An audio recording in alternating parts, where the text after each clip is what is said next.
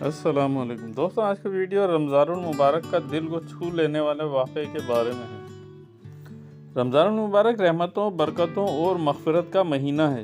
اسی مبارک مہینے کا ایک ایمان افروز واقعہ سنیں۔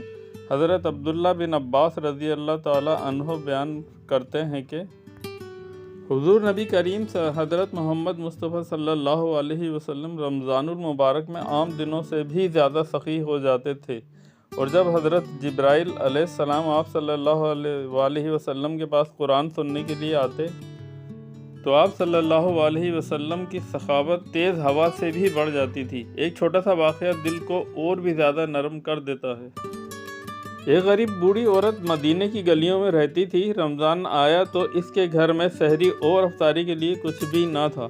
اس نے خاموشی سے اللہ سے دعا کی، یا اللہ، تو ہی میرا رب ہے، تو ہی میرا رازق ہے۔ اسی دن دروازے پر دستک ہوئی۔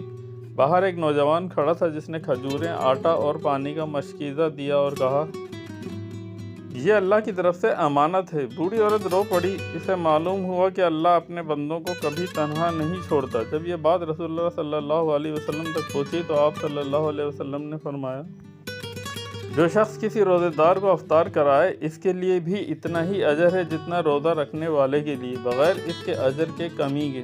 رمضان صرف بھوکا پیاسا رہنے کا نام نہیں، بلکہ دوسروں کے درد کو محسوس کرنے اور ان کی مدد کرنے کا مہینہ ہے۔ اللہ تعالی ہمیں بھی اس بابرکت مہینے کی قدر کرنے اور زیادہ سے زیادہ نیکیاں کرنے کی توفیق عطا فرمائے، آمین۔ ویڈیو پسند آئی تو لائک، شیئر اور سبسکرائب ضرور کیجیے گا۔